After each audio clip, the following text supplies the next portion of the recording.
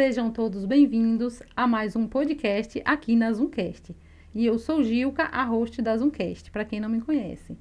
E no nosso episódio de hoje vamos conhecer a história e o milagre na vida de Robério Piton. Ele que é arquiteto, construtor e empresário no setor de gelatos. Seja bem-vindo, Robério. Obrigado aos seus espectadores.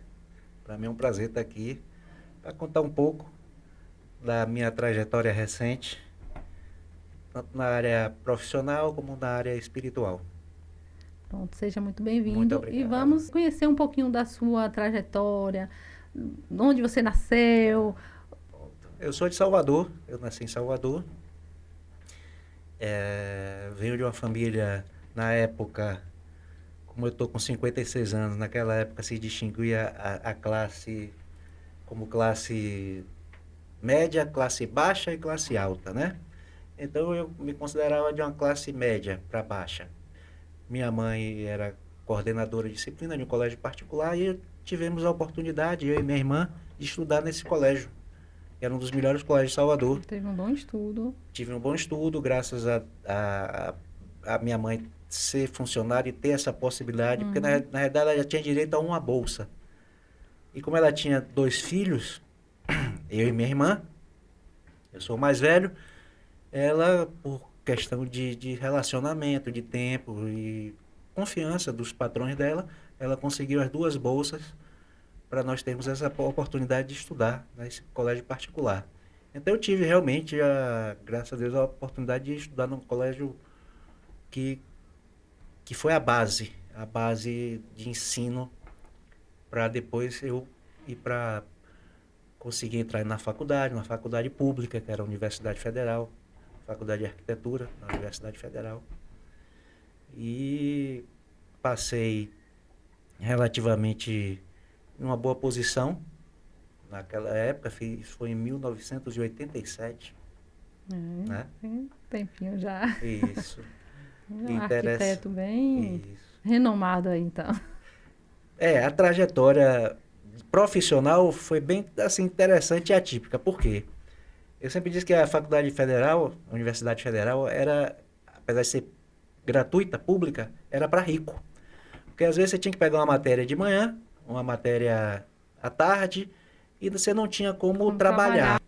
Nessa trajetória de faculdade, a gente tinha muito atraso, porque todo ano era greve dos professores, já estava na agenda. Aí tinha um atraso do semestre. Eu tinha semestre que eu tinha que pegar poucas matérias, eu queria trabalhar, quando eu tinha mais ou menos 18 anos, 17. Já quer ganhar um dinheirinho para ir Aí passear, lanchar, fui... levar o namorado para tomar um sorvete. Isso. E aí eu consegui trabalho em shopping, como vendedor. Depois consegui estágio, consegui um trabalho numa empresa de marcenaria, que foi bastante interessante para a questão profissional, de projetos em si, entendeu? Só que só teve um problema. Eu demorei 10 anos para formar. Demorou um bocado. E eu fiz uma coisa também meio que inusitada. Eu abri escritório antes de formar. No curso de arquitetura, se não houver greve, se tudo correr direitinho, o aluno pegar a quantidade de matéria certa, eles formam com 5 anos. Então, como eu levei 10 anos para me formar, eu tive até que pedir naquela época dilatação de curso. Tinha um termo que você tinha que pedir, justificar por que você estava pedindo dilatação, que a partir de 9 anos, naquela época, você tinha que ter isso aí. E aí eu consegui abrir um escritório e colocava os meus colegas que já tinham formado antes de mim para assinar os projetos.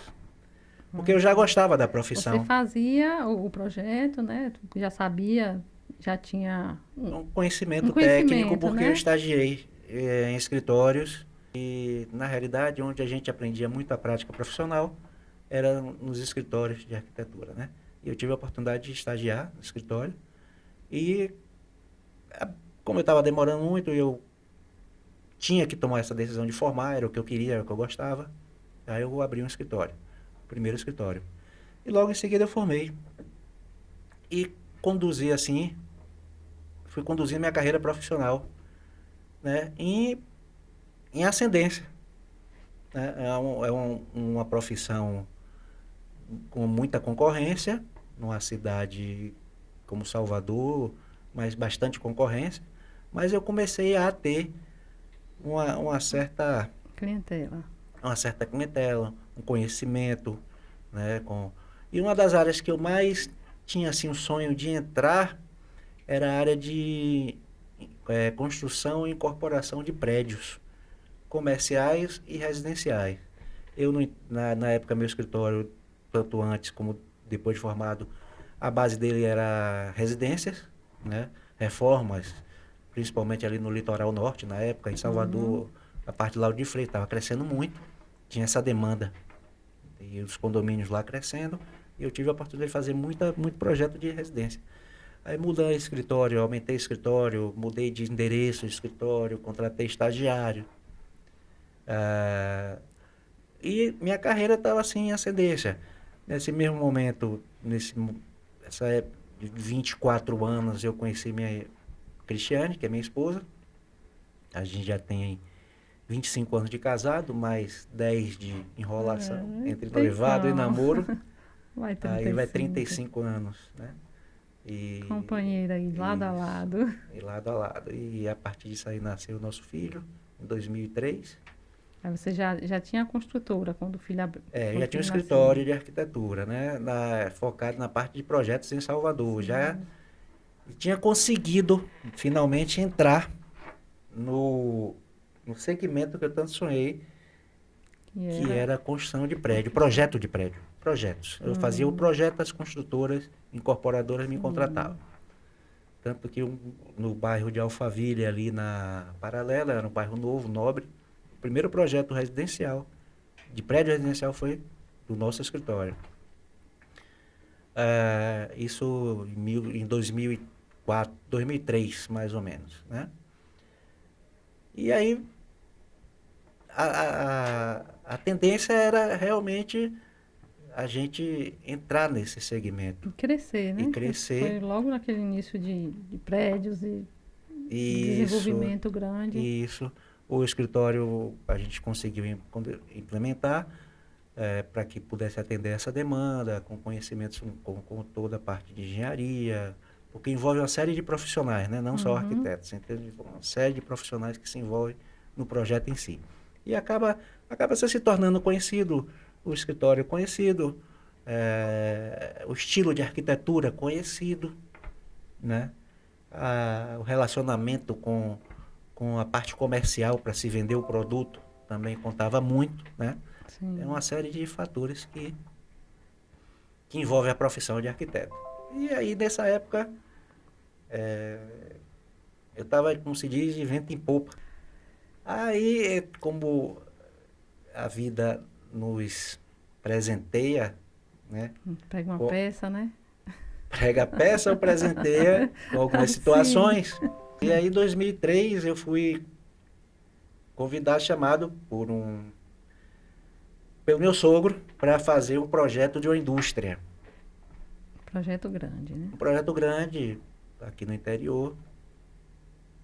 E assim, eu comecei a me envolver não só com o projeto, como também com a implantação e a construção, porque eu percebi como ia ser implantada na zona rural aqui do interior, próximo, a parte de recurso, de material humano, de coisas específicas para a indústria, a gente estava tendo alguma dificuldade em conseguir desenvolver, né? Tinha questões técnicas, equipamentos e tal.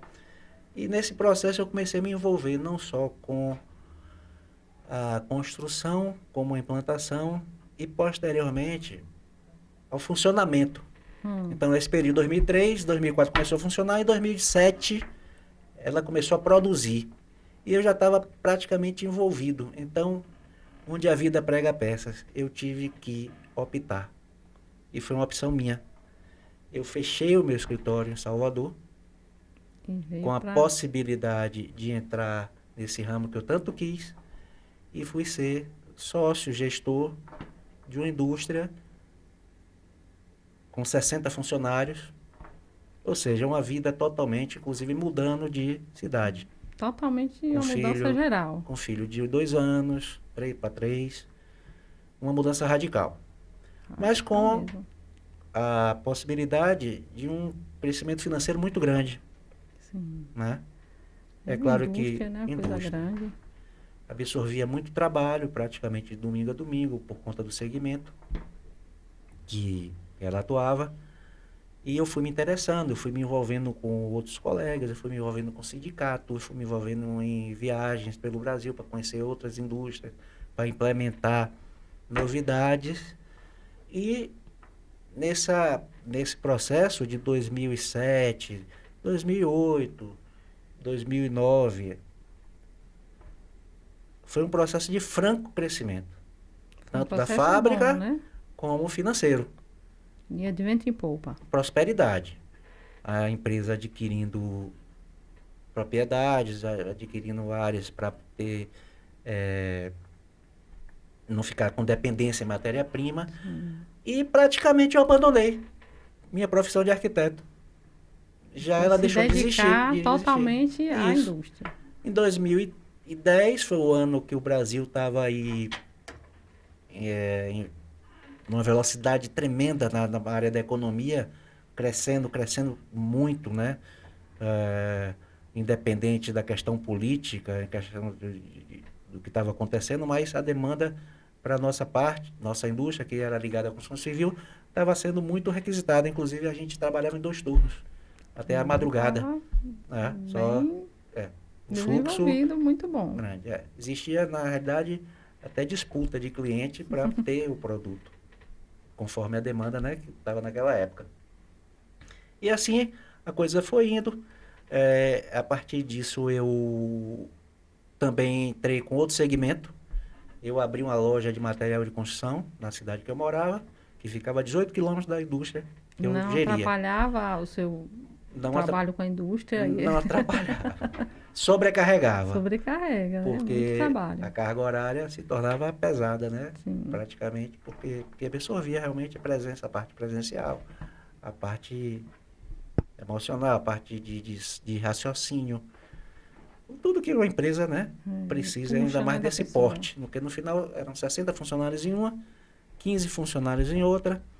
Fora outro segmento, eu passei a plantar eucalipto. Mais um.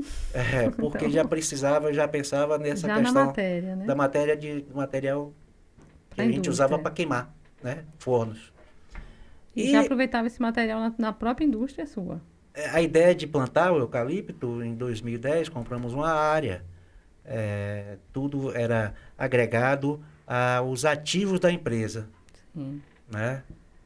Para o Era benefício da empresa, ao na benefício da verdade. empresa. Tudo que a gente adquiria era para agregar ao benefício da empresa. Então era tudo no nome da empresa.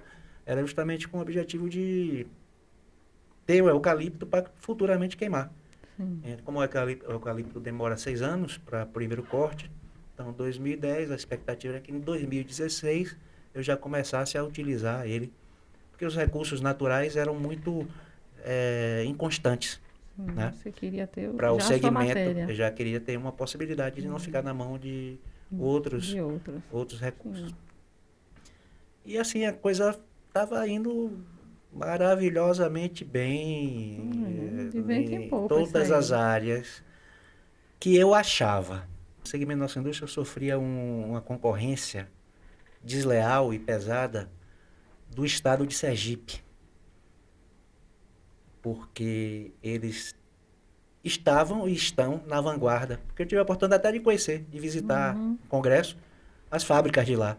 Então eles estavam há anos na frente da gente. Eles tinham incentivo do Estado, a maioria dos donos tinham ligação política, então eles tinham uma facilidade de crédito tremendo. Isso aí Eles tudo tinham um ajuda. problema com a Bahia de questão fiscal.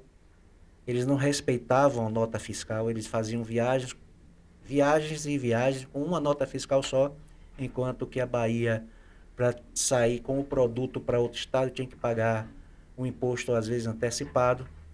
Nosso A concorrência foi sindicato... grande. É por isso que Foi eu passei a me pesada. envolver, né, com essa questão, porque o nosso concorrente não estava na Bahia, estava em outro estado que era tipo era predatório. Era predatório. E os nossos governantes, a gente como sindicato procurou o governador, eles não enxergavam que nós éramos empregadores diretamente e indiretamente de muitas famílias, né? E o interessante que na maioria no interior, evitando que a pessoa saísse do interior para ir tentar a vida na cidade, né? Mas Porque pelo porte do tamanho da sua indústria, do seu negócio, como é que você percebeu aí essa queda? na realidade houve uma crise em 2008 nos Teve um Estados Unidos. culpado ou... Não, teve uma crise em 2008 nos Estados Unidos. O governo da época, sem citar nomes, que eu não entro em questão de cunho político, é coisa pessoal minha, disse que ia ser só uma marolinha.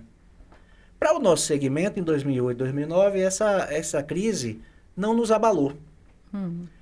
Mas eu fui percebendo que a partir de 2012 para 2013, a economia do país não suportou a demanda dos anos anteriores, de 2010 e 2011. É como se houvesse uma coisa artificial naquele crescimento e que o boleto chegou para se pagar. Mas Não aí se... você ia de vento em popa. Como foi esse período de dizer assim, ó, começou a chegar o boleto, como você falou? Eu senti que os concorrentes começaram a baixar o preço. E os nossos clientes começaram a procurar os concorrentes de outro estado. Isso de maneira geral, não só na região geográfica que eu estava, como na Bahia, como no mapa, eu dizia sempre que nosso concorrente é até onde os caminhões de Sergipe alcançavam. Por exemplo, no sul, na região do sul da Bahia, do sudoeste da Bahia e do sudeste, os caminhões lá de Sergipe não iam entregar o produto. Então eles não sofreram essa concorrência. E a nossa região sofreu. Sentiu muito e veio realmente uma crise econômica em vários segmentos, em vários. Então, não só veio na parte de material de construção, veio na parte de alimentação, veio na parte de combustível. E como eu estava na minha área, que era na fabricação de insumos para construção, de produtos para construção, e na área de material de construção, né, do varejo, eu sofri um impacto. A cidade que eu morava sofreu um impacto econômico nisso aí. E em 2013 foi um ano extremamente difícil. Extremamente difícil. Nós tivemos que reduzir carga horária, reduzir produção, reduzir tudo. Só que quando você tem uma empresa muito grande, você não consegue fazer com que a conta feche. Você reduz a produção, mas os custos não se reduzem dessa mesma forma. Porque a empresa é grande e necessita de toda a demanda, né? Do funcionamento. Do funcionamento. Então, nesse período de 2007, quando a gente começou a operar, que a gente começou a prosperar, a empresa começou a prosperar. Inclusive, a empresa fazia parte de um grupo de mais 3. E essa empresa virou tipo um modelo, porque eu ia realmente buscar tecnologia, buscar formas de controle, de produtividade. A gente focava em produtividade, otimização de custo e tal. As outras empresas também eram beneficiadas com isso. Através da sua, né? Ela era uma recém-nascida, as outras mais antigas foram beneficiadas. E interessante, quando a gente está bem financeiramente, está bem profissionalmente, a gente fica muito em destaque. E como a gente morava numa cidade parecida com Itaberaba em termos de proporção, mas economicamente muito mais avançada, muito mais favorável, desenvolvida. A gente realmente conhecia muita gente e se tornou, assim, pessoas conhecidas, empresários bem-sucedidos, digamos assim. Como aqui em Itaberaba tem pessoas bem-sucedidas, que são referência. E aí aquele negócio cresceu, você era arquiteto, já foi para uma indústria. Minha esposa era sócia. Loja de material de construção, então foi aquele... Isso, minha esposa era sócia de tudo, minha esposa ela ficava na parte financeira, então ela era mais conhecida às vezes do que eu, porque a parte financeira, banco, era com ela, e eu ficava mais na zona rural, na parte operacional, mas nós éramos muito conhecidos na sociedade da cidade que eu morei. E assim e muito, muito respeitado. Éramos muito respeitados, convidados para os eventos, eu recebi título de cidadão do município onde a fábrica se encontrava, que não era ficava a 18 quilômetros da cidade que eu morava.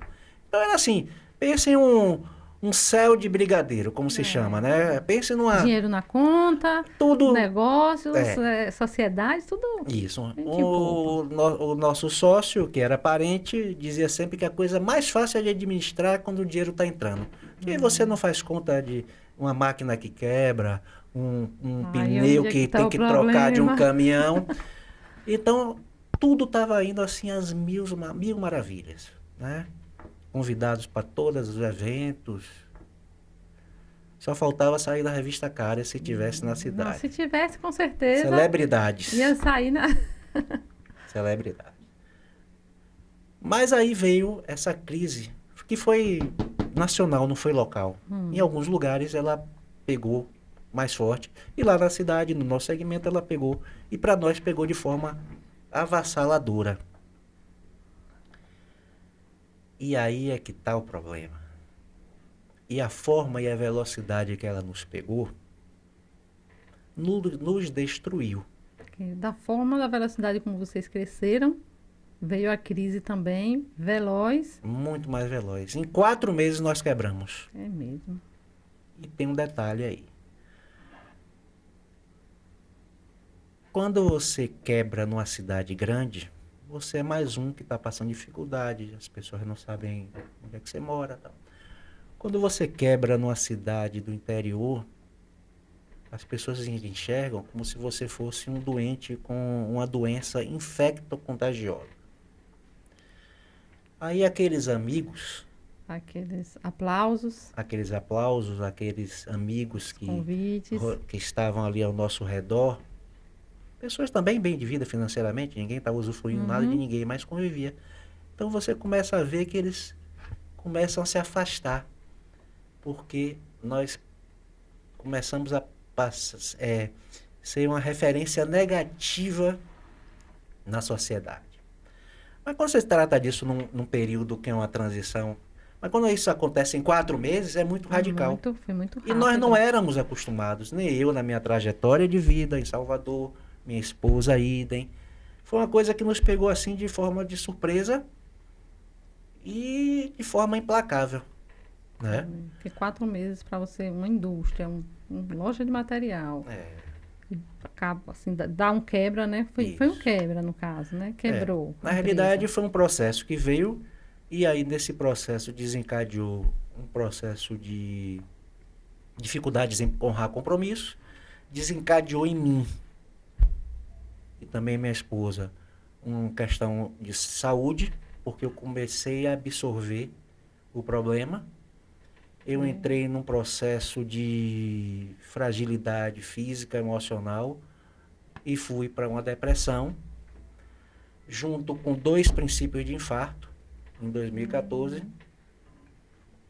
E, paralelo a isso, é o que eu digo sempre, a coisa é um combo de problemas. Além da cobrança, dos seus problemas financeiros, dos compromissos que não eram mais honrados, aí vinha a questão da desonra, vinha a questão da vaidade, vinha a questão... E vinha uma coisa pior. As pessoas começaram a lhe virar as costas. Aí onde entra a depressão, né? Você se sente rejeitado. Não, e as pessoas começaram a lhe acusar. Que você foi o culpado que quebrou. E as pessoas da família começaram a acusar. Então isso pegou a minha esposa de uma maneira assim terrível. Nos derrubou. Junto com os negócios, foi vocês também. A nossa parte psicológica, emocional estava destruída. Zero.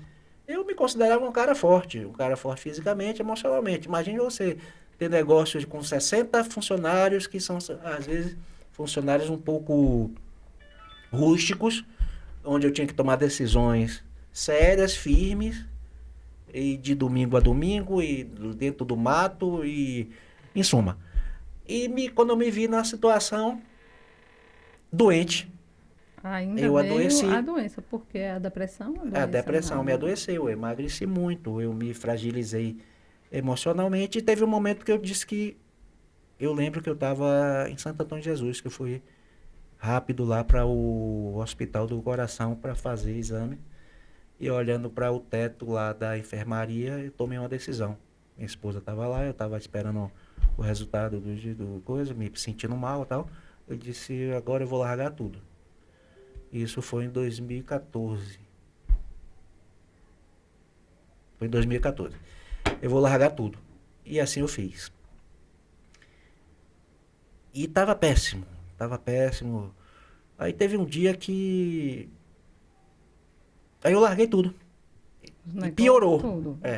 Larguei o negócio da fábrica, que eu tinha um sócio. O negócio da loja de material de construção era meu e de minha esposa só. Então a gente manteve aos trancos e barrancos. Só que as dívidas se confundiram. Se uniram, na realidade, Se uniram. né? Porque começou É, um apoiar o outro, e aí um puxa do outro, e aí a dívida aumenta.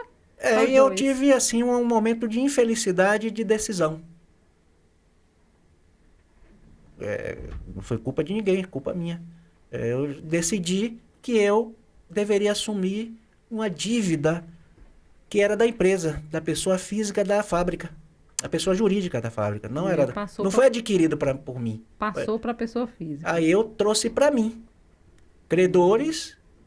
Então você jogou nas suas costas todo aquele peso que seria dividido para a empresa, né? Para o dono da inclusive, empresa. eu entreguei a empresa, a minha cota societária, eu não quis nada, eu larguei lá, em suma, entreguei, minha esposa também entregou.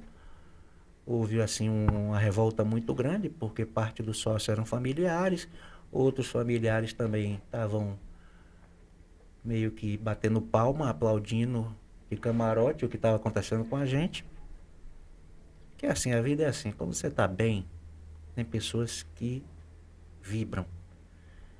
Mas vou ser sincero para vocês, 98% querem que você se destrua. São esses 98%. Os verdadeiros amigos você encontra todos quando você está lá embaixo. Exato. Aí aparecem os verdadeiros amigos. Quando o barco está afundando, você só descobre que tem rato quando ele está afundando. Porque o rato, tudo começa a sumir, sair. Verdade. E assim é feita a sociedade. Mas teve um dia, minha esposa é evangélica e ela era antes de mim. Eu nunca fui muito ligado à questão de religião, de crença. Eu sempre acreditei em Deus e nunca desfiz de evangélico, nunca desfiz de nada relativo à religião. Eu era mais ligado à parte material mesmo e tal. E ela já tinha 2 anos de convertida, ela também, isso foi uma forma dela suportar também a situação. E lhe apoiar, né? Você ficou Mas teve mal. um dia, um domingo específico. Esse domingo eu guardo muito datas, eu sou uma pessoa que guardo datas. Teve um domingo no mês de maio de 2014 que eu disse, eu quero ir para a igreja, eu não estou aguentando. O que é que acontecia? Eu comecei a ter crises de pânico. Você teve a depressão, teve pânico? Crise de pânico. Dava sexta-feira, em vez de eu ter um alívio de que os problemas iam dar um tempo, relaxar a cabeça para aproveitar o pânico vinha para segunda, porque eu sabia que vinha segunda. As cobranças, né? Era agiota, era gerente de banco, fornecedor, até funcionário. Agiota tinha na história. Tinha porque fazia parte do mecanismo financeiro das empresas. Não era... Porque banco, por exemplo, banco é um agiota institucionalizado. Sim. E o cara que é o factoring, chamava, né? Era o cara que emprestava o dinheiro. Que eu chamo para mim de agiota. Para mim, agiota disfarçado. Então, juntou nesse bolo toda essa turma toda de credores que segunda-feira, 8 horas da manhã, começava. Então, eu já tinha crise de pânico de sexta-feira de noite. Descarga de adrenalina. Eu me acordava me debatendo na cama, suado. E teve um domingo que eu disse de noite, eu vou para a igreja. Foi a partir desse domingo aí que você... Nesse domingo aconteceu um fato interessante. A cidade toda já sabia que Piton estava quebrando. Não era a empresa, não. Era Piton estava quebrando. Porque era assim, eu era muito conhecido na cidade. Eu gostava de cavalo, ainda gosto. De cavalo, então eu saía de cavalo pela cidade, tomando um aqui, outro ali e tal. E era muito conhecido, participava de cavalgada, patrocinava cavalgada. Era meio que popular e gostava, né? Sim. Aquele oba-oba. Então, Piton, da empresa tal, tá quebrando. Ô, meu amigo, aí lá vem. Aí quem tinha dívida a receber, vamos apertar o homem. E quem não tinha... pegou a ponga também, não sei porquê, e começou a caluniar, inventar histórias. E pensa um negócio, parecendo coisa de filme. E aí, nesse tal dia, domingo, que pra mim foi um divisor de águas, eu tava péssimo. Doente, depressivo, já tinha tido início de infarto, já tinha entregue a fábrica, já a loja de material de construção não estava bem, todo tipo de problema. E eu só pedia que meu filho não adoecesse, nem minha esposa. E nesse dia de noite eu fui para a igreja. Quando eu cheguei na igreja, que minha esposa congregava, parecia que já estavam esperando. Parecia que eu estava indo para o setor de emergência de um hospital. Um culto de domingo. Aí quando chegou lá, chegou um irmão, que é uma pessoa muito especial. Eu tive várias pessoas lá especiais. Que realmente me deram o apoio que eu precisava. Eu precisava de dinheiro. Mas o que eu tive foi mais... outro apoio que foi mais foi daí que importante, veio a tua virada também, né? Aí veio a virada.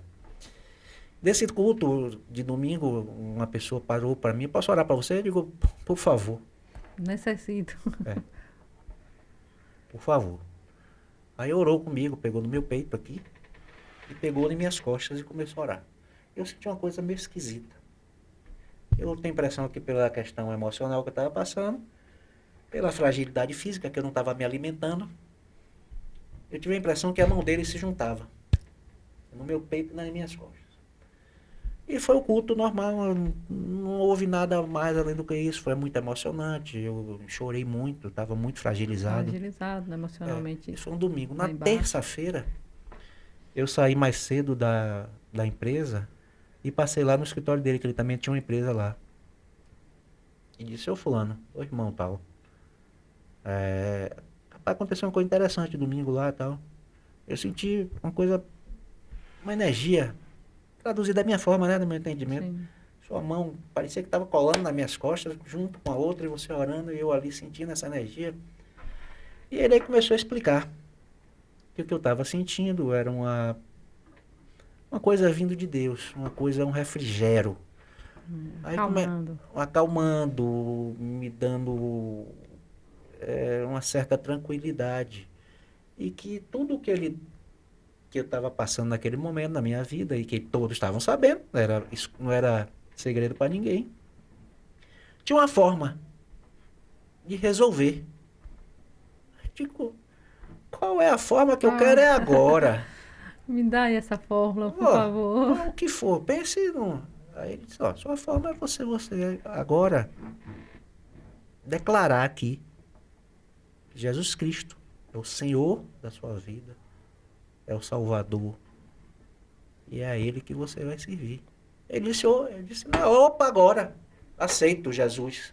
Mas foi de coração ou só porque queria não, se me disse... bênção? Eu vou ser sincero, eu estou aqui para passar isso para pessoas que estão passando, talvez, por uma situação parecida que eu estou passando. Eu não vim aqui para... Eu uso essa forma de falar, mas foi exatamente o sentimento que eu tive. Opa, quero. Agora. Agora vai ser tudo bacana. É a tábua de salvação. Terça-feira, dia 4 de maio de 2014, de tarde, aceitei Jesus. De noite, fui pro culto, comecei a me sentir mal, peguei dengue. Tem a dengue. Ou seja, o que eu achava que ia melhorar, piorou muito mais. A dengue é muita dor. Não, mas não foi só a dengue, que a dengue durou 10 dias. O meu processo começou ali, na realidade. Começou a piorar ali. Aí eu liguei no outro dia para o irmão e disse, vem cá, meu irmão, como eu gostava muito do negócio de cavalo e tal. Além da queda, o coice, eu tomar uma queda de cavalo, ainda tomar o coice dele. No dia que eu levanto a mão, aceito Jesus, pego o dengue, eu tô aqui em casa arrebentado. Ele, meu irmão, é assim. Sabe por que você tá passando assim? Que o diabo tá te perdendo. E aí agora eu vou contar uma coisa. Eu comecei a passar por situações sobrenaturais. E tinha acontecido há 2 meses antes, eu ainda na fábrica, uma situação sobrenatural. Antes mesmo de tudo, da queda. Antes mesmo. Eu no meio do olho do furacão lá na fábrica, apagando incêndio de todo lado, no sentido de problemas. Sim. Apareceu, a fábrica era na zona rural e nós estávamos, tem uma portaria com um porteiro, tudo organizado, mas nós estávamos acostumados a receber pessoas humildes que vinham com carroça ou ia levar lenha, ou seja, pessoas mal vestidas. E um determinado dia, eu chamo isso de entidade. Não foi uma pessoa, foi uma entidade, bateu no portão. O porteiro na época era seu Manuel, era evangélico. Eu nessa época não era. Isso foi em 2013 para 2000, foi 2014, início de 2014. Acho que foi uns 2 ou 3 meses antes de levantar a mão e aceitar Jesus. Essa entidade bateu no portão e disse e seu Manuel, quando abriu, ele botou a mão e seu Manuel não era um homem muito sério, que eu acho que está vivo ainda. Era muito respeitador, tinha uma postura, né? Eu gostava muito dele. Ele disse que as unhas da pessoa fazia volta.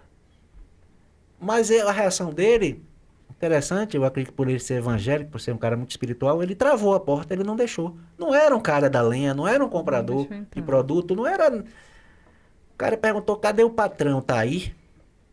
E seu Manuel botando o pé na porta, e ele me contou depois, isso ele não me contou no mesmo dia.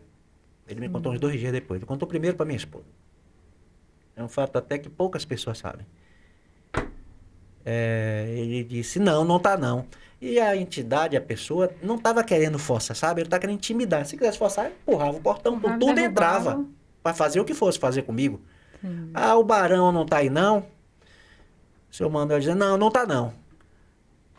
Deve estar viajando. Começou a afrontar desse tipo de coisa. Ele no final, eu não lembro de direito, ele disse, diga ele, deu um recado a ele. Diga ele que o rei dos reis, dos assassinos, veio aqui e vai voltar. E largou o portão, seu Manuel bateu, repreendeu lá, do jeito dele, evangélico. E eu estava lá dentro, no meu dia a dia lá. Quando ele veio me contar isso, aí é que eu digo, eu estava tão ruim, tão abalado de tudo, que eu disse, não, Manuel, sai, foi o diabo já vindo me buscar, seu Manuel, não ligue não. Esse processo aí, a gente, que tem uma visão, a gente vê que é um processo de batalha espiritual. A sua vida estava sendo disputada. Nesse meio de batalha, a disputa era a sua alma. Exatamente. E quando ele se identifica como o rei dos assassinos, que é o que ele realmente é, né? Ele se auto-identifica como destruidor. É isso. Ele queria disputar. E você, pelo contrário, Deus lhe chama de uma forma mais simples, suave, solitária. Isso. E aí é que eu disse, só que é interessante que quando a coisa começou, quando teve esse evento, para mim foi como um evento corriqueiro, mas a pessoa tem uma situação terrível. Ainda tem uma notícia dessa, eu digo, isso aí é o diabo veio me buscar. E na realidade foi. Quebra. Eu creio que foi. Depois eu vim ter o entendimento do que foi aquilo. Eu estava vendo uma disputa. Ele já sabia que eu ia me converter, né, a Jesus Cristo. Ele já sabia. E ele foi tentar me intimidar. E o processo que eu sofri, a partir do momento que eu aceitei Jesus, é um processo que faz parte e tem que fazer para a retomada.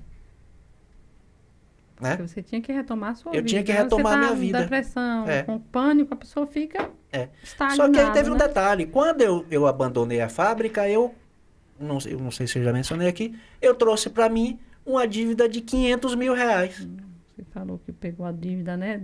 Que era da pessoa jurídica. De fornecedores eu trouxe para mim. Para o pessoal. Na minha loucura, no meu desequilíbrio emocional, na minha irresponsabilidade. Como é que eu vou...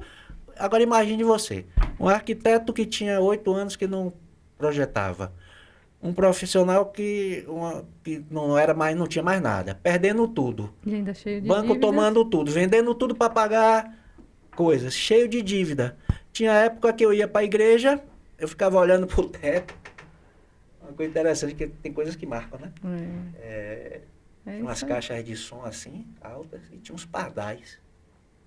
Eu no domingo olhando o pastor falando, pregando, e eu olhando o pardal lá em cima. Como eu queria ser um pardal da Você estava prestando atenção no pardal. Não, estava prestando atenção no pardal e pensando como é que eu ia pagar o problema.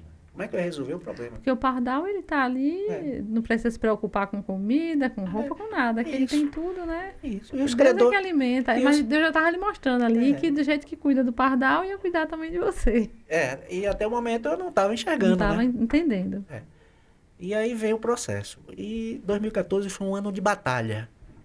Mas eu digo sempre que é o seguinte, depois que passa, a gente tem que ter o discernimento e a inteligência, a sabedoria de saber que o processo tem que ser assim, tem que ser duro. Porque senão a gente esquece. É E as verdade. pessoas que se envolveram no processo eram atores escolhidos por Deus para me tratar. Os credores, os agiotas, os que estavam pressionando, os familiares que estavam botando o dedo acusador, Outros que estavam virando as costas. os que foram embora, Tudo isso aí faz parte de um os processo. que estão querendo voltar agora, que Deus tirou da minha vida, né? E aí vem as ferramentas do inimigo para lutar com essa batalha espiritual, que é o medo, né? Onde vem o A pânico, fragilidade né? humana. E você aí que vai lutar com as ferramentas que Jesus lhe dá, que são as ferramentas espirituais. Aí se você começa a entender que sua batalha, apesar de ser na área financeira, a minha batalha foi na área financeira. Eu sempre, depois eu vim falar que eu pedi a Deus, eu aprendi a conversar com Deus. Eu não rezava, eu bati um papo. Eu aprendi que eu tinha que bater um papo com Conversar. ele. Eu dava bom dia, dava boa tarde, boa noite, a hora que fosse, e dizia, eu pedia, não deixa meu filho adoecer, nem minha esposa. Anos depois eu vim saber que minha esposa pedia a mesma coisa, para eu não adoecer e meu filho também não adoecer. Que aí a gente não ia aguentar. Né? E aí eu fui sofrendo um processo de transformação. E Deus, a misericórdia de Deus é tão grande que ele restituiu a minha capacidade de reexercer a minha profissão de arquiteto. Era a única forma. Mas foi através disso que você começou a É. reconstruir sua vida pessoal? Isso. Através da arquitetura? Através da arquitetura. Eu voltei a projetar na cidade que eu me encontrava. A loja de material de construção eu consegui vender só em 2015. Então, nesse período de 2014 até 2015, eu comecei a oferecer projeto de graça para quem comprasse. Aí começou a dar uma Vem as melhorada. estratégias, Aí né, você pra começa a você, ocupar. Tem as estratégias. É Deus que dá essas estratégias para você. Não, eu não fiz nada. Olha, a profissão de arquiteto é a seguinte. Eu sou da época que trabalhava de forma rudimentar, com lápis, régua T. Como quando entrou o computador, que lá em 2004 nosso escritório tinha essa tecnologia, eu dominava. Só que a partir do momento que você deixa de exercer uma coisa diária, você começa a perder. Você esquece os comandos, você esquece como faz. É a prática, né? A prática, A prática foi embora. a prática foi embora, que eu mudei de profissão radicalmente, né? Por isso que eu digo, a misericórdia de Deus, a forma sobrenatural que Ele me trouxe. Ele me deu de novo conhecimento. Eu nunca disse, nunca vou dizer que foi eu que estava com aquilo guardado, que eu peguei aquilo que era... Não, porque eu não tinha. Tinha coisa que eu não lembrava Deus e deu passei a as lembrar. estratégias. Eu digo, olha, vou voltar a ser arquiteto. Isso com aquela dívida toda nas costas, Não, né? e aí o pau quebrando. Só que aí começa a ter um entendimento. Você começa a se juntar com pessoas que lhe dão suporte. Sozinho, você E não esse consegue. suporte tudo depois que você foi. Isso, já que os amigos foram embora, os verdadeiros vinham. Eu estava me relacionando já com irmãos da igreja, com pessoas... Esses irmãos da igreja que foi o suporte para você reerguer. Então, um dos suportes, né? O suporte principal foi Deus. E a família, né? A sua esposa que estava sempre do seu lado. É, E aí veio esses irmãos da igreja para ajudar também no suporte. isso. Na realidade, uma coisa que eu aprendi, que eu sei que algumas pessoas vão questionar, que eu vou falar aqui, mas eu não estou aqui para Você está contando sua história. contar minha história. E existe família e familiares. Sim. No final das contas, minha família era minha esposa e meu filho. Existiam os familiares. Nesses familiares, tinham os familiares que queriam literalmente nos destruir. E tinha os familiares que nos ajudaram a nos reerguer. Sempre Então, tem família aqueles e que familiares. apoiam. E o que mais doeu na gente foram ver esses familiares que a gente achava que eram pessoas, né? Querer destruir por conta A de decepção, a né? decepção, as acusações infundadas, tanto é que depois veio a reviravolta, um tempo depois. Mas o interessante é que a guinada é interessante. Mesmo no meio do furacão, eu já tinha uma outra ótica. Eu já tinha uma outra visão. Eu, quando ia me reunir com algum credor, eu chamava Jesus para ir comigo. E junto. Aí dizia, é maluco. Pra ajudar. Até hoje eu sou meio maluco. Hoje mesmo de manhã eu estava fazendo ginástica.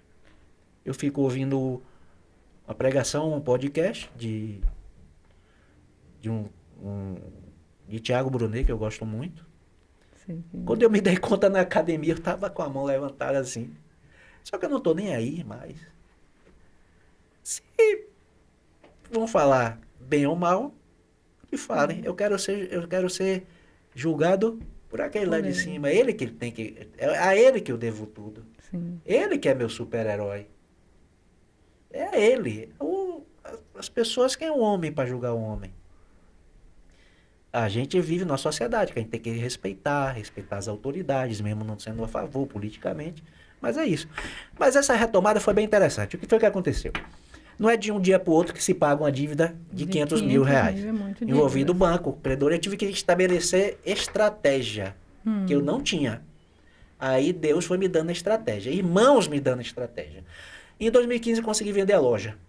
O meu vizinho fechou a loja, que não conseguiu vender por causa da crise. Agora a crise era geral. Geral. Não era minha pessoal. O país, Pegou a os cidade, outros pegou também. outros segmentos de farmácia, segmentos de supermercado, segmentos tal.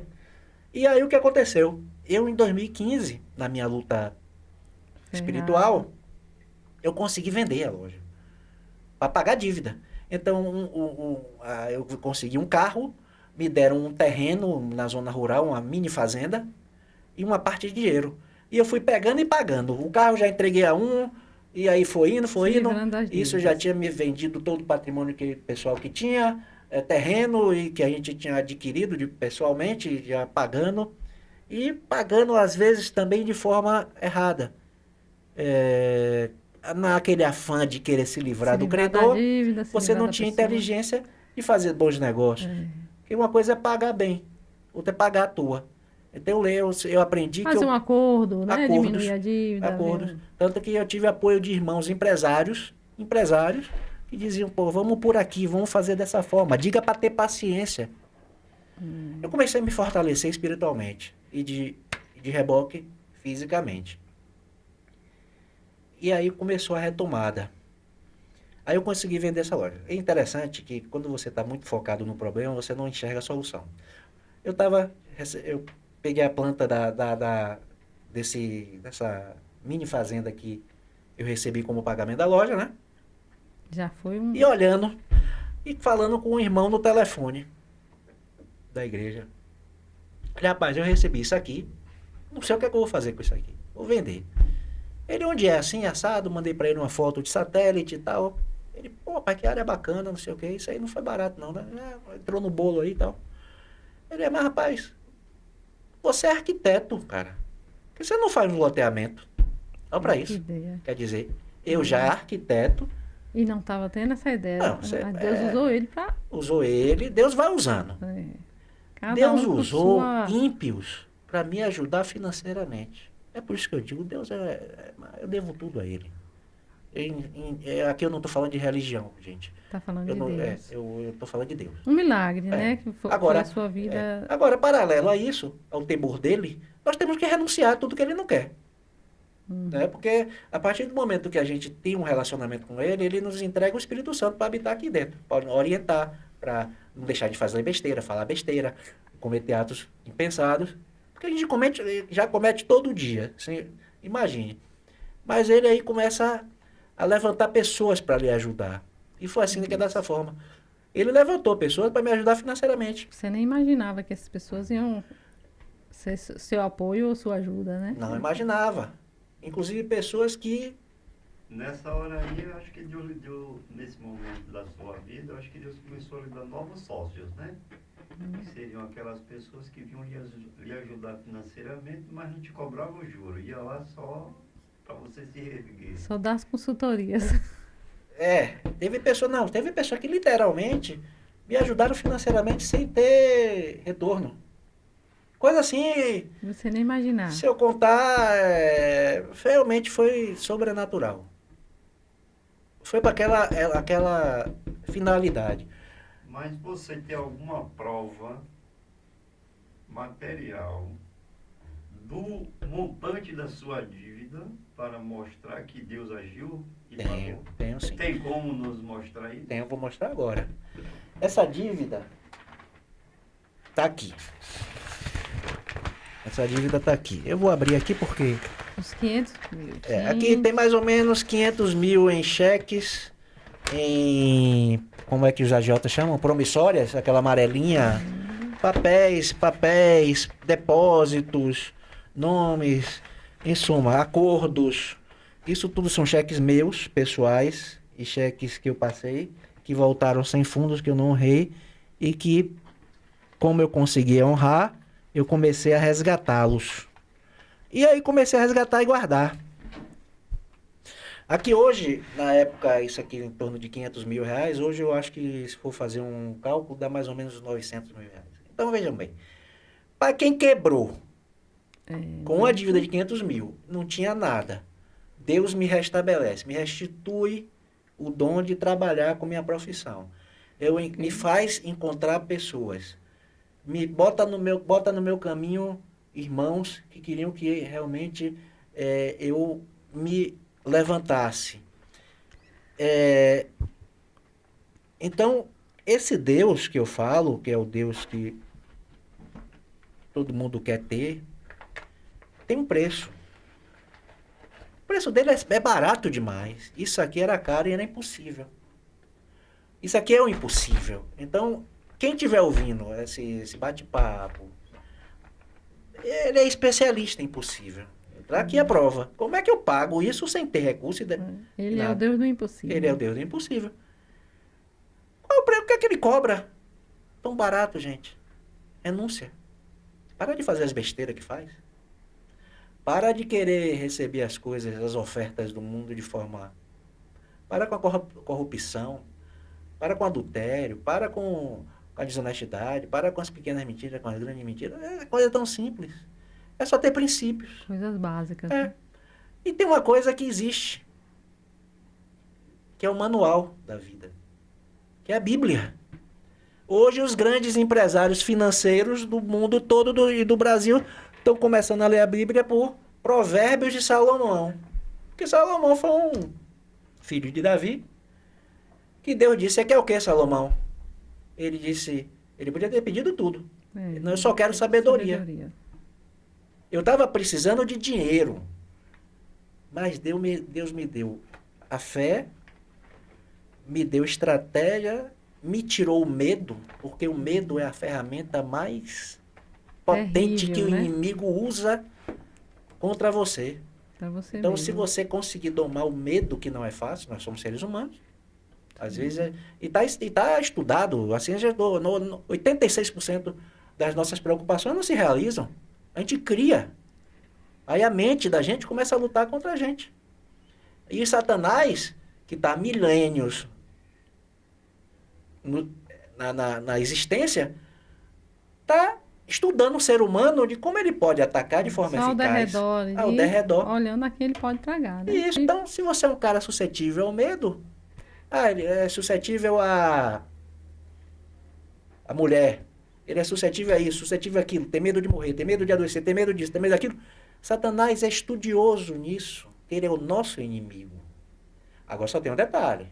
Ele só vai se Deus permitir. Ele não vai se Deus permitir. Se ele disser, não toca, não. Não vai. Toca naquela área ali que eu quero que ele melhore. Mas não tira a saúde dele. E assim foi comigo. E eu consegui, ao longo desses 10 anos, restituir o que eu havia perdido. E conseguiu pagar as dívidas. Paguei as dívidas e comecei a restituir. Restituir em 2015 eu vim morar em Itaberaba, abri um escritório.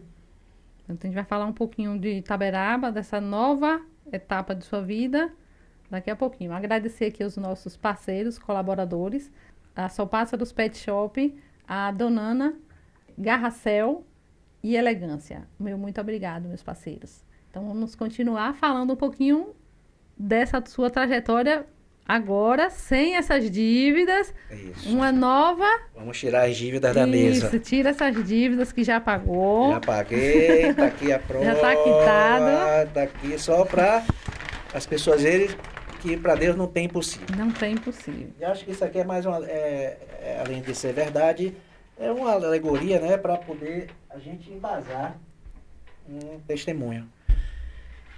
E a partir de 2015 eu vim morar em Itaberaba, por questão também de possibilidade de trabalho. Eu saí de onde eu estava, da cidade que eu estava, vim morar aqui, abri um escritório e tive a benção de um dos primeiros clientes ser um dos empresários mais em evidência daqui, que me abriu portas, e a partir daí eu fui crescendo, fazendo projetos aqui, projetos em Feira de Santana.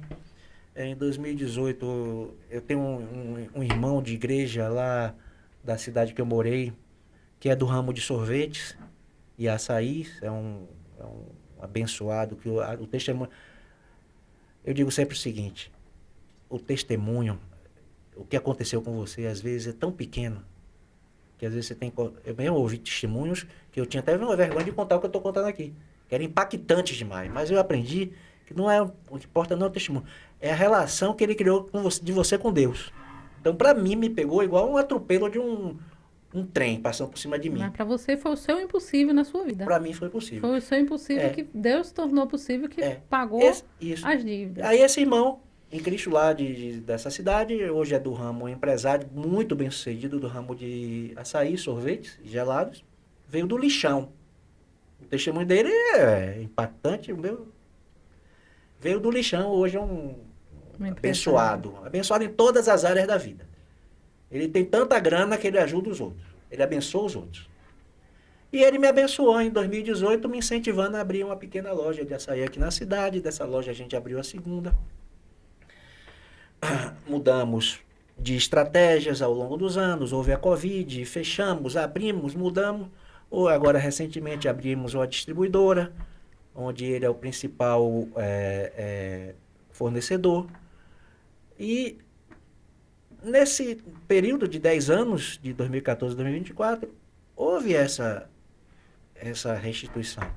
Essa mudança também, né? Isso. Essa virada da sua vida, né? Eu tenho muito cuidado de não querer... Nesse período aí, eu lembro que você fala no início da sua fala aí, no meio, que o encontro seu foi no dia 4 de maio... De 2014. 2014. Então significa que está se fazendo 10 anos hoje, no mês de maio, que é o mês que a gente está fazendo essa entrevista, contando seu testemunho, 10 anos. 10 anos e 20 dias. E 20 dias. Então, veja o quanto Deus trabalhou em sua vida para hoje você estar falando, depois de 10 anos, isso, que Ele tem feito na sua contando vida. esse milagre, né, de você ter superado toda essa dívida, ter superado depressão, síndrome do pânico que você passou. Isso aí são problemas sérios, né, no emocional da pessoa. Sérios que destrói, né? Isso. Destrói a pessoa, mata. Destrói a família. Até a família. No decorrer da vida cristã, a gente vai ouvindo que dá a palavra, vai crendo na palavra, vai ouvindo as coisas. O choro pode durar a noite, mas a alegria vem pela manhã. O que é descansa em Jesus? A gente vai entendendo o que é que significa. O choro é o problema. O choro pode durar uma noite, pode durar 10 anos, pode durar 40, como... Mas a alegria vem. A alegria, tudo passa. Agora, o processo é importante. Eu, pelo menos, tenho uma questão de querer olhar para as marcas que ficaram, que já estão cicatrizadas, mas para lembrar de onde Deus me tirou. Sempre. Sabe por quê? Fica as marcas. Porque senão o homem que está aqui, a carne, vai querer se sobressair em relação ao espírito. Vai esquecer até do que passou. Aí vem se a não vaidade, ficar a marcazinha. vem o orgulho, e aí o Espírito Santo de Deus vai se entristecer. E eu vou te falar uma coisa. Se você fizer alguma coisa errada, o Espírito Santo vai embora. E aí sua vida não significa nada. Não significa nada. Uma coisa que eu tenho cuidado muito de falar é na questão material. Né? O que ele restituiu. Ele restituiu tudo. O que a gente perdeu, ele restituiu. Sonho de restituir a paz, de você não dever nada. Ele É um restituiu a milagre. paz, que foi uma das coisas que eu mais pedi, restituiu a saúde e restituiu financeiramente. Agora é assim, é uma luta diária. Hoje mesmo eu estou com desafios financeiros, desafios de projetos, desafios que são Enquanto coisas tiver que não vida, me tira mais enquanto a tiver vida, paz. tem projetos É, e tem porque eu aprendi a desafios. descansar no Senhor. Sim. Quando a gente fala descansa no Senhor, eu digo, como vai descansar no Senhor? Eu vou pegar uma Bíblia, vou botar na cabeça, vou dormir. Não, descansar no Senhor é o seguinte, ó, eu fiz tudo. Porque é o seguinte, tem uma passagem na Bíblia que ele, quando vai ressuscitar Lázaro, Jesus chega e diz, remove a pedra. Aí, nas pregações que eu via nos cultos, que graças a Deus são infinitos cultos que eu fui nesses 10 anos e a cada culto é um aprendizado diferente. O que é que Jesus podia fazer com a mão assim, igual em filme? A pedra corria. Saía. Ele mandou, as pessoas estavam lá, rolar a pedra, porque a gente tem que fazer a Tem que nossa fazer alguma parte. coisa. O impossível que é ressuscitar, ele fez. É. Remover a Na pedra, realidade, ele já tinha feito. A pedra tirada era só para Lázaro sair. só para o ressuscitado sair, Lázaro. Quem é que ressuscita? Quem é que ressuscita isso aqui que eu mostrei agora? Quem é que faz o impossível? É Deus. Agora, não cruza os braços. Isso. Todo dia acorda de manhã, pede a Ele sabedoria, saúde, que Ele direcione os caminhos, que Ele não deixe tomar atitudes erradas, que Ele não deixe a vaidade, não deixe a carne sobressair em relação ao espírito, para que a gente não comece, se vacilar, comete os mesmos erros ou pior. E Ele vai deixar. Porque você tem um livre-arbítrio, né? Pra E Ele você não cria fazer. problema nenhum. Ele permite.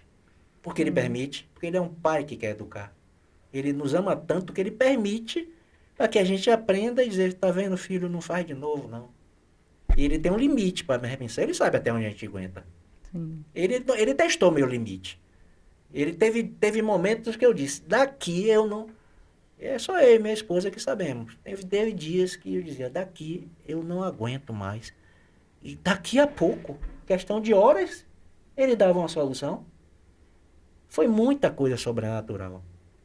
Não estou falando de religião. Milagre, né? Eu Não, estou falando de milagre Deus, de milagres. Milagre. Milagres. Ele pega pessoas assim do nada, improváveis, vou lhe ajudar com isso.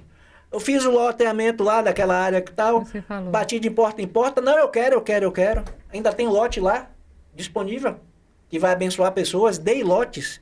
Pessoas estavam precisando ser abençoadas. Imagine, eu com a língua lá de fora da boca, toma aqui um lote, vende, paga uma dívida e vai indo. Rapaz, eu me empolgo um pouco. Isso aí é natural. É porque eu sou muito grato. você está vivendo aí É, a sua vida, eu sou o muito que você grato. passou. É. Eu não me engano que a gente vai ter problemas. No mundo teria aflições. Mas uma coisa Sempre vai importante, ter. fé, ânimo, renúncia, oração, conversa com ele. Chega de manhã, pai, é o seguinte, o negócio está pegando. Conversa, ele quer intimidade, ele não quer ritual, ele não quer reza com todo respeito. Não estou aqui falando de religiosidade, porque ele quer intimidade. Bate um papo com ele. Pai, é assim, estou com esse problema, estou com essa preocupação, estou com essa dúvida. Fala com o pai, Estou querendo fechar um negócio, o que é que o senhor acha? Ele diz logo, ele bota logo. Se o negócio for meio confusento, ele não é Deus de confusão. Então aquele negócio não entra não que está confusão. Se o negócio fluir bem, ele está no negócio. Começa a pedir, a porta abre.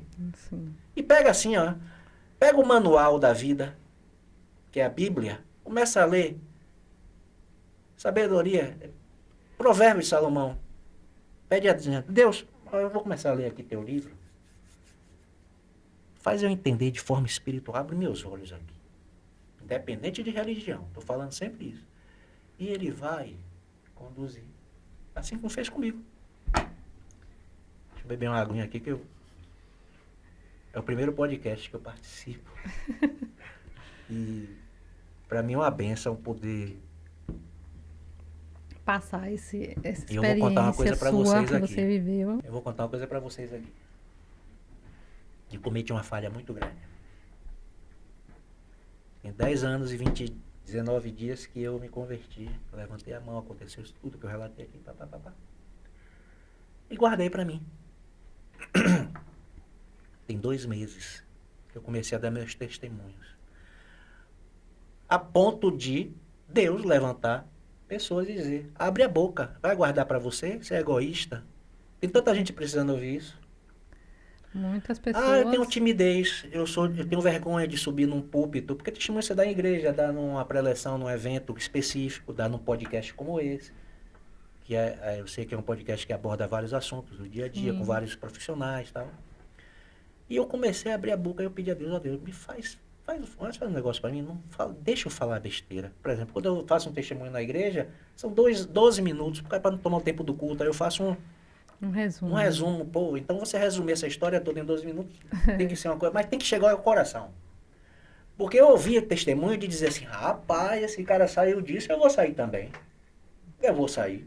E eu ouvi testemunhos, 300 testemunhos dos mais variados, das mais Diversos. áreas da saúde, área de doenças terríveis, de coisas terríveis, áreas financeiras, que a minha perto eu dizia misericórdia, esse cara Passou. ia Eu sofrendo. achava que eu passei Por exemplo, o pior, mas o eu outro nunca também está sofri, passando. eu nunca sofri uma ameaça de morte por parte de credor. Não, Deus me resguardou disso. Ele sabe que talvez eu não aguentasse. Eu não sou acostumado com isso. Não tive também, eu não tive acesso a esse tipo de gente, né? Tomar dinheiro nesse tipo de coisa. Nesse tipo de Então, aí ele foi situação. tão generoso que isso tem que ser Ele dividido. poupou. E eu E demorei. qual conselho que você daria para um empresário ou alguém que está passando uma situação parecida na vida e que pode ajudar essa pessoa?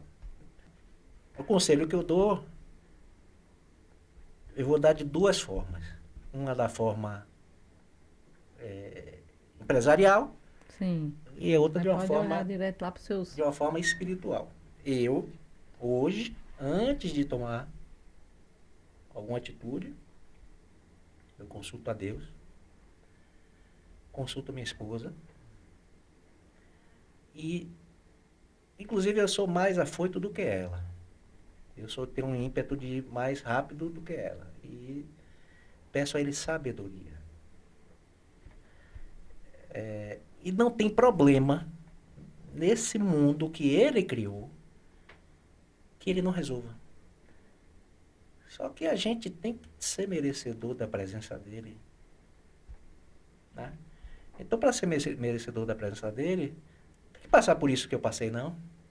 Isso foi um processo pessoal, foi um processo que eu Não passei, que ele precisa permitiu. chegar a isso, Não né? precisa chegar a isso, não. Não deixa chegar aí. Se eu soubesse, eu nem fazia.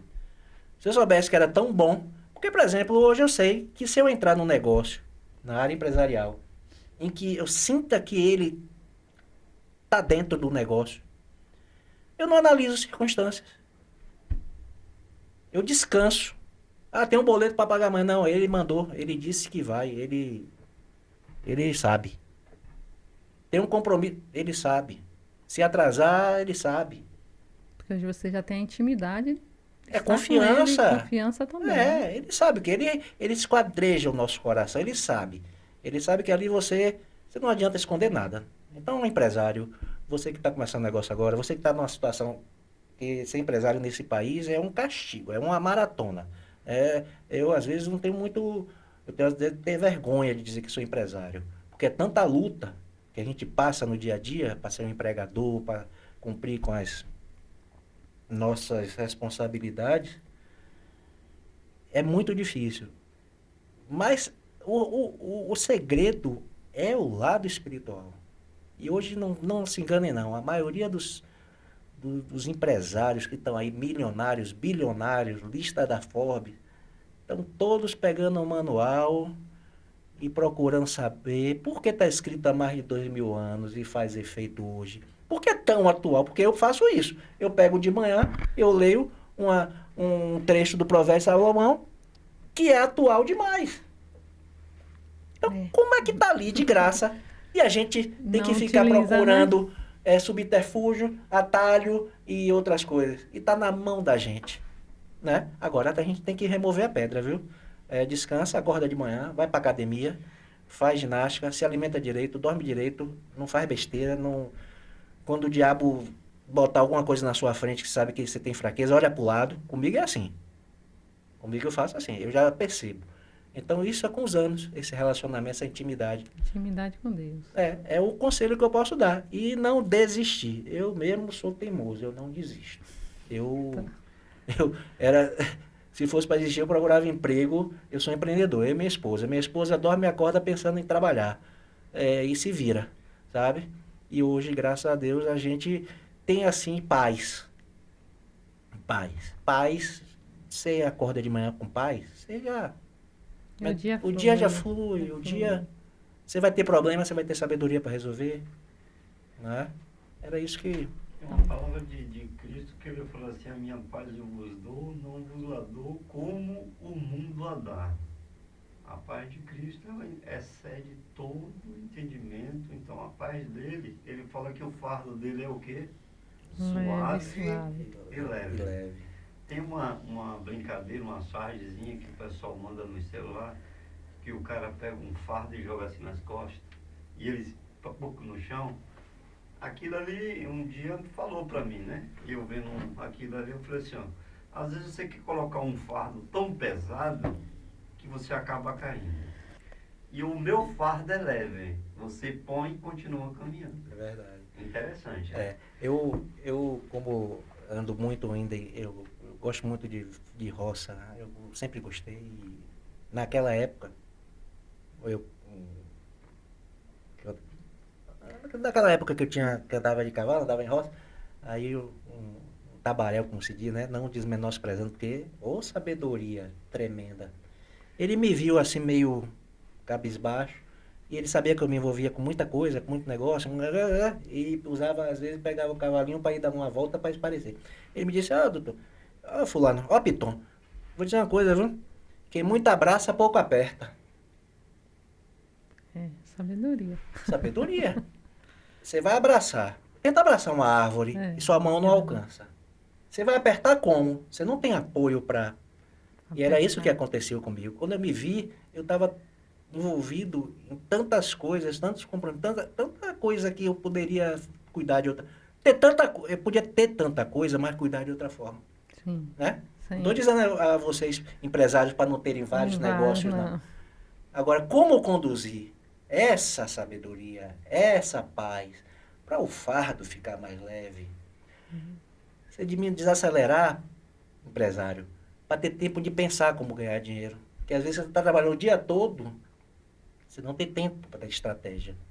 Então pede sabedoria, não é verdade? É o princípio, né? Sabedoria. É. Então, agradecer você, Piton, por passar essa sua história, que toda essa trajetória sua, né? Que foi bem pesada, assim, de sofrimento com os negócios indo abaixo, e você teve esse milagre tão grande de conseguir pagar isso tudo e hoje ter a sua vida estável. Então, isso aí ainda vai ajudar muitas pessoas. Enquanto tem vida, a gente passa. Porque faz parte, não tem como não ser. E aí também a gente fica... fica relaxado. Né? É verdade. Por exemplo, quando a gente tem eu, pelo menos, tenho. Quando a coisa está muito boa, está muito tranquila, eu redobro a atenção. Tem que estar mais atento. Não é ser pessimista, fatalista. É porque o mundo é assim. Então, eu dou graças a Deus quando está ruim, quando está bom. Mas você é maluco, dá graças a Deus? Dou. É Ele que cuida de tudo. Então, é minha crença, é minha fé, é meu negócio com Ele, meu relacionamento, meu bate-papo, né? E eu queria agradecer essa oportunidade de falar um pouquinho de forma... história. Eu vou confessar que é de forma resumida até, porque aconteceu muita coisa bacana, muita coisa... Essa reviravolta mesmo aí, acho que foi bastante... Foi lenta, não foi de um dia para o outro, são 10 anos. Não foi assim, chegou e pum, aconteceu aqui um milagre e apareceu. Não, você teve seu processo para... acontecer, mas foi um milagre grande. Existe a quebra, né, do coração, o coração de pedra, ele tem que quebrar um pouco, você tem que jogar uma bagagem muito pesada fora. E nessa bagagem vai um bocado de porcaria que a gente fica levando, fica parecendo aquela bola de ferro que a gente amarra no pé, né? Tem algumas coisas que a gente tem que superar, perdoar. O perdão é terrível, mas o perdão é essencial para libertar. Né? É duro, perdoa, o cara fez isso gratuitamente, gente. Você tem vou perdoar ele, vou orar por ele. Imagine. Gente, eu vou dizer uma coisa a vocês. É um estilo, é uma forma de viver, não é um estilo. Deus não é estilo. Deus é a única forma de vida viável nesse mundo que é uma selva. A gente tá vendo uma selva. Uma fera qualquer pode partir dali. Mas se a gente tem Deus, ele vai atrasar um pouquinho ali, vai nos dar o livramento. Então ele tem como nos fazer passar por essa vida de uma forma mais suave, mais branda, mais alegre. Esforça-te, tem de bom ânimo. É isso. É isso que a gente tem que fazer como empresário, como pai de família. Todo mundo tem problema familiar, todo mundo tem os problemas do dia a dia. E a forma de lidar com eles vai depender de como você tem seu entendimento espiritual, que não é fácil. Mas eu não largo por nada desse mundo. Eu também não. Então, agradecer de coração a você, agradecer a vocês que estão até agora aí com a gente. Espero que vocês também tenham pegado a parte de vocês aí nessa história, nessa trajetória, né, de vida, nesse testemunho de Piton. E quem não se inscreveu ainda no nosso canal, se inscreva, dê aquele joinha, acione o sininho para as notificações. Beijo no coração e gratidão.